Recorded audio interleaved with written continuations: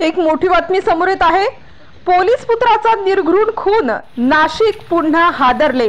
Nashik Panchavati police ठाण्याच्या हद्दीत मेरी compound मध्ये मध्यरात्री एका निवृत्त पोलीस कर्मचाऱ्यांच्या मुलाची हत्या झाल्याची घटना उघडकीस आल्याने एकच खळबळ उडाली आहे। प्रेम प्रकरणातून ही हत्या करण्यात आली असल्याचा प्राथमिक अंदाज पोलिसांनी वर्तविला आहे।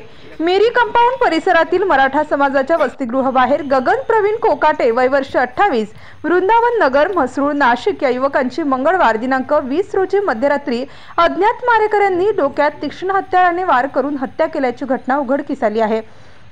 याबाबत बुधवार दिनांक 21 रोजी सकाळी 7 वाजेच्या सुमारास काही नागरिकांना रक्ताच्या थारोळ्यात गगन याचा मृतदेह आढळून आल्याने त्यांनी पंचवटी पोलिसांना घटनेची माहिती दिली।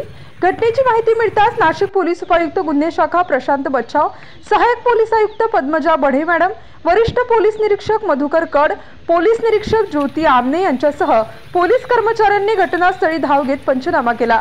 यावेळी पोलिसांना गगन यांच्या खिशातून एक चिठ्ठी मिळाली असल्याची माहिती विश्वसनीय सूत्रांकडून मिळत आहे।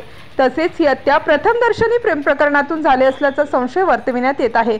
या हत्या करणाऱ्या मारेकऱ्यांच्या शोधार्थ पोलिसांची पथके रवाना करण्यात आलेली आहेत। Star news bureau Nashik.